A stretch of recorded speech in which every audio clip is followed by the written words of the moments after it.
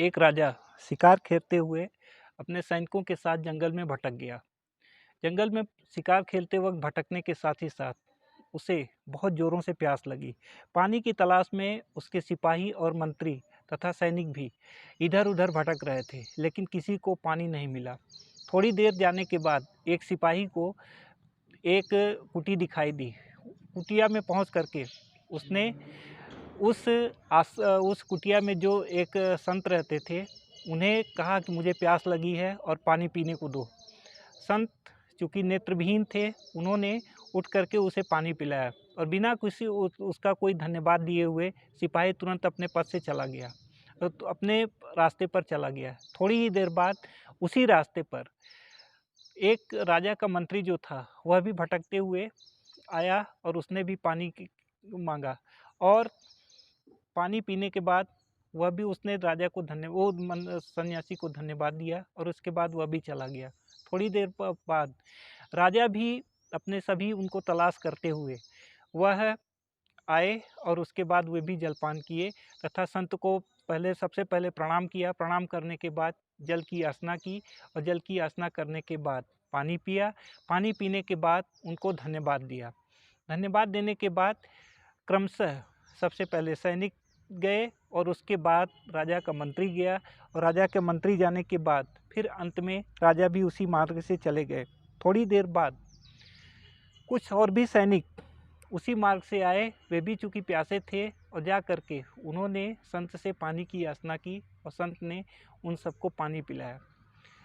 अब एक दिन राजा को यह आश्चर्य हुआ कि मेरे यह समझ में नहीं आ रहा है कि आखिर उस नेत्रहीन संत ने किस तरह से सबको पहचान लिया। यह बात राजा को बहुत अधिक आश्चर्य के साथ अनुभव हो रहा था।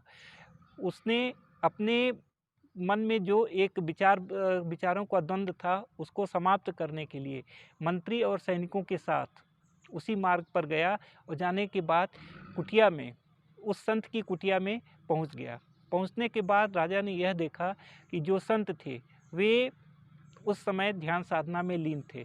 ध्यान से बाहर आने के बाद राजा ने सबसे पहले संत को प्रणाम किया। प्रणाम करने के बाद उन्हें अपना परिचय दिया। परिचय देने के बाद उन्होंने उस पूरी घटना को बताया और घटना को बताने के बाद उन्होंने यह जानना चाहा कि आखिर उनके सबसे पहले सैनिकों ने और उसके बाद उनके मंत्री ने और किस प्रकार राजा ने किस तरह से उनका अभिवादन किया और नेत्रहीन संत ने कैसे यह पहचाना कि वह सैनिक है और वह मंत्री है तथा मैं राजा हूँ। इस पर उस संत ने बहुत ही निर्भीक और बहुत ही सारगर्भित उत्तर दिया। उस संत ने राजा को बताया कि महाराज, जब आपका सैनिक इस मार्ग पर आया और मेरी कुटिया में उसने पानी की याचना की तो उसने मुझसे कहा, अंधे मुझे प्यास लगी है, पानी दो। मेरे पास जो पानी थी मैंने उसे पीने के लिए दे दिया और वह पीने के बाद तुरंत अपने रास्ते पर चला गया। थोड़ी देर बाद आपका मंत्री भी पानी की तलाश में उस मार्ग पर आता रहा और आने के बाद उसने भी मुझसे पानी की याचना की। मैंने उसे पानी दिया। पानी पीने के बाद वह अपने मार्ग पर चला गया। उसने मुझे धन्यवाद दिया और धन्यवाद देने के बाद वह मार्ग पर चला गया। थोड़ी ही देर बाद आप इस मार्ग पर आए। तो आने के बाद आपने सबसे पहले मुझे प्रणाम किया। प्रणाम करने के बाद फिर आपने जल की याचना की और जल की याचना करने के बाद फिर आपने पानी मुझसे मांगा और मैंने आपको पानी दिया। इस तरह से जब पहले सिपाही जो था उसकी वाणी से ही मैंने पहचान लिया। जब उसने अंधा कहा तो इससे यह सिद्ध होता है कि वह व्यक्ति संस्कार विहीन था और संस्कार विहीन व्यक्ति इसी तरह से अपनी वाणी में से व्यवहार करता है। उसके बाद आपका मंत्री आया।